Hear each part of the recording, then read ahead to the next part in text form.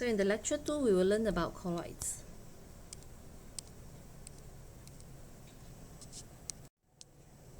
So what is colloid? A colloid is a dispersed system consists of macroscopic solid particles or even liquid, which is dispersed in another substance. However, the size of the particles is in a colloidal range. Colloidal range meaning that the particle needs to be within 1 nanometer to 1 micrometer or 1 nanometer to 1,000 nanometer.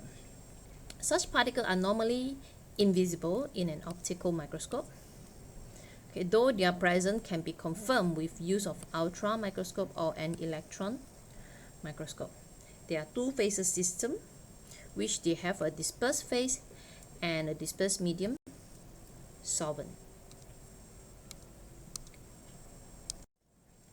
So the history of colloids, the word of colloid was derived from Greek, which is kolla, which is glue, as some of the original organic colloidal solutions were actually glue. This term was first coined in 1862 to distinguish colloid from crystalloid, such as sugar and salt. Okay, what are the applications of colloids? Okay, for example, aerosol spray, jelly, solid drink, soup powder, as well as cake powder. Okay, in living nature, the occurrence of colloid system, for example, is protein, pectins, and carbohydrates. And in animate nature, it is clay, fog, smoke, volcanic ash. Okay, synthetic colloid substance, for example, soap, dye, colloidal sulfur, hydroxide of metals. Chemical compounds that having colloidal size are macromolecule, starch, polymer, rubber, keratin, collagen, or some polymer system. Okay, what are the applications of colloids? Okay, cream can be also a type of colloid. The topping of cakes also a colloid. And also the tire is a type of solid colloid. And paint is also a type of colloid solutions. So what is the difference between colloidal dispersion and other dispersions? Okay, for example, molecular dispersion, which is what you call general solutions. General solution cannot be absorbed through electron microscope, means it will appear transparent, okay, and they're able to pass through ultrafiltrations like water, and also semi-permeable membrane, filter paper, and they can diffuse very rapidly. However, when you have a colloidal solutions, which is within the size of 1 to 1 microns, example will be tragacan, micelle, or argentum solutions, it can be seen using electron microscope, but it cannot pass through ultrafiltration and also semi-permeable permeable membrane, but they can go through the filter paper can. Okay, and the diffusion is quite slow. Okay, however, when you have a coarse dispersion, for example, your normal suspension that you learn to prepare during your FAR 122 or dosage form design, those suspension can be seen using normal microscope, of course. Then you can see the particles, and also you can see the particle with naked eyes. However, they cannot penetrate all the filters, what kind of filter they cannot penetrate, and this particle actually do not diffuse. Okay, there are classification of colloid system. Okay, the classification is based on the continuous phase as well as the internal phase. Okay, so when the continuous phase is gas, for example, when you have fog, mist, or hairspray, they are example of colloids. Okay, when the continuous phase is liquid, you will have like whipping cream, for example, you have mayonnaise, and you have a blood pigment. Okay, and they are liquid colloids. And also they are solid colloids. When in their inner dispersed phase, they have various different phases as well. Example is gelatin, jelly, agar, okay, the one that you've seen always, as well as microscopic salt beads, okay, NaCl crystal. Those are example of colloids differentiate by their continuous and internal phase. Okay, there are another classification of colloids according to the interactions. Okay, interaction between the particles of the dispersed as well as the inner phase. So they can be categorized into three main categories, which is lyophilic colloids, lyophobic colloids, as well as association colloids. In lyophilic colloids, meaning that the Felix is solvent loving, okay, the interaction between the particle of dispersed and the inner phase is they like each other, so they will be stable and less sensitive. However, for lyophobic colloids, okay, it is solvent hating, so meaning that the interaction between the particles of dispersed as well as the inner phase, they are non-miscible, okay. And the third type is association colloid, means they associate or they aggregate, okay, and they are actually amphiphilic in nature. What is amphiphilic in nature? Surfactants. So when surfactants aggregate, what happens? It forms micelle. So the micelle that is in the range of 1 nanometer to 1 micrometer, you can call them as colloids. Okay, example of associations colloids is micelle, reverse micelle, vesicle, something like liposome or neosome, and bilayer. They are associations colloid. Okay, so since association colloid or micelle is a part of colloids, so what are the property of association colloid solutions? So how about the conductivity, turbidity, solubility, and osmotic pressure? Okay, and all the changes here,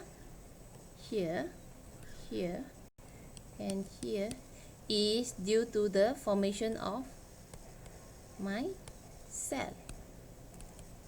So it is a repeat of the lecture from last semester. So please refer the physical property of micelle when in relation to osmotic pressure, conductivity, turbidity, and solubility, and refer to the last semester notes.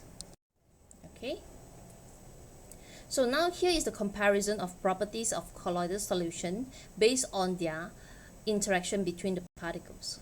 Okay, so which is lyophilic, lyophobic, and association. What is their comparisons? Okay, so the comparison is in the dispersed phase, organic molecule in colloidal size. This one in dispersed phase, inorganic molecule in the colloidal size, and in association, aggregation of molecule, individual size is less than the colloidal size. Okay, and lyophilic, of course, easily wetted. This one, no interaction between the dispersed and inner, and this one is depending on the type of micelle. And for lyophilic, of course, because they love the solvent, so it will form spontaneously, and this one is not spontaneously for lyophobic. And for association colloid, the colloid form when they reach critical micelle concentrations. Okay, when you talk about the stability, the dispersion for lyophilic is stable, okay, and lyophobic is not stable, okay, and for association colloid, the CMC reduced in the presence of electrolytes, of course. Okay, and how about the viscosity of the dispersion medium?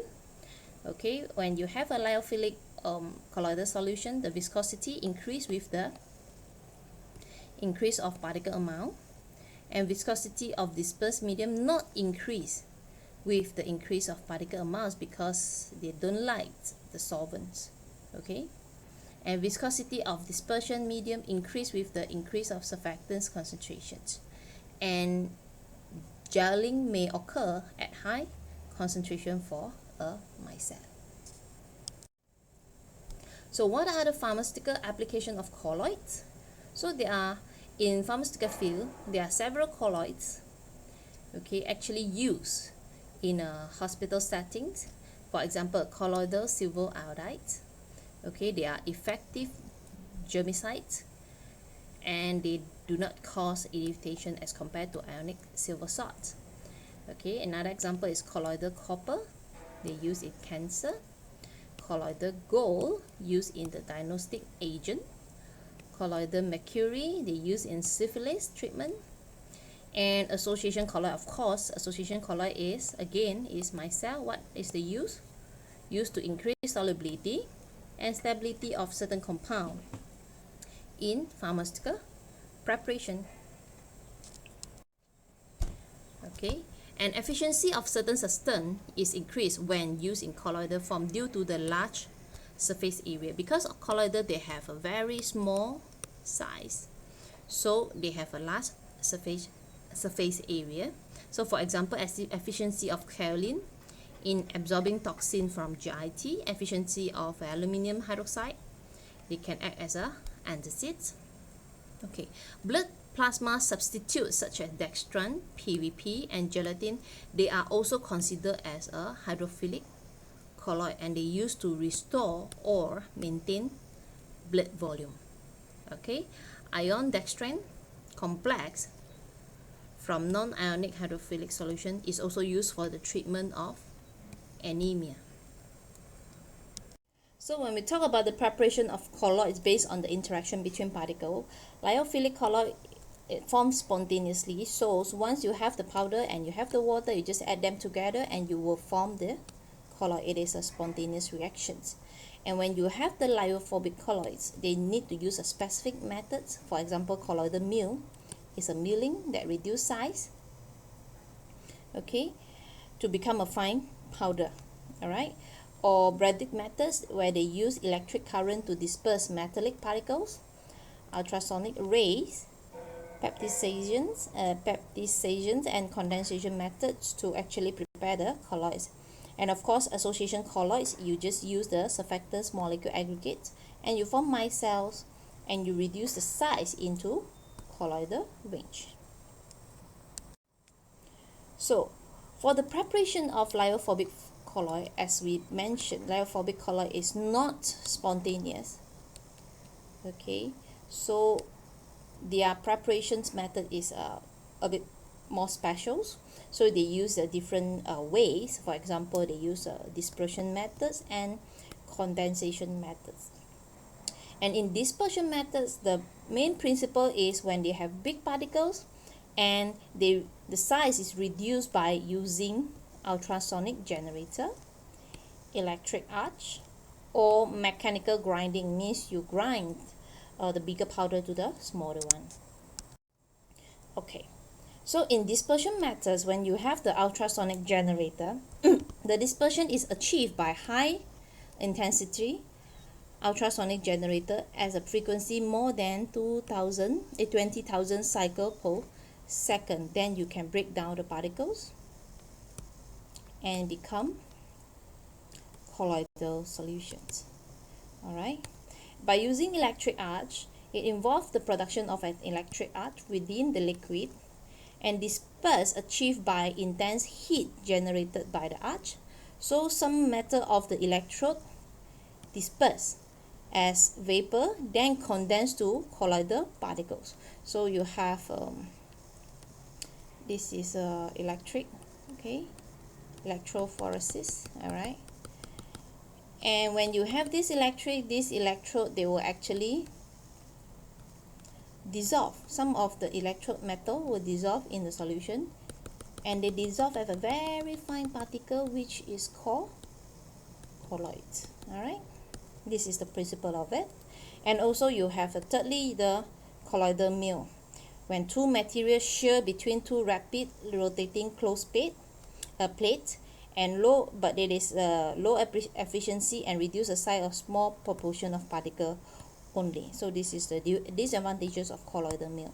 So colloidal mill is those that you know the old time when they try to produce the soya milk, all right, and they have this stone type of mill, okay, big one, and then in the middle they have the hole, and they put their soya milk here, a soya bean here, okay, and they have this something to turn around, okay, and when they turn around, okay, and this is static, the stone is static and the pedal can be turned, okay. So the two material is shear between two closed plate, means two closed area. So after that you will have this milk come out as a solution, but you can call them colloidal milk. All right, so this is the example of electric arc, when you have the electrode and they have what you call generate electric, and the electrode will actually, if this is a silver electrode, remember we have silver colloidal solution, and this silver will actually slowly dissolve from the electrode and become a colloidal solutions. All right. The most difficult component to acquire is the pure silver rods. They're 12 gauge 0.9999 pure silver wire. You can find pure silver rods and wire on Amazon, eBay, and other retailers on the web. They're sold just for the purpose of making colloidal silver. I paid about $25 for two 6-inch rods, which includes shipping. You don't want to use any other type of silver other than a pure non-alloyed silver.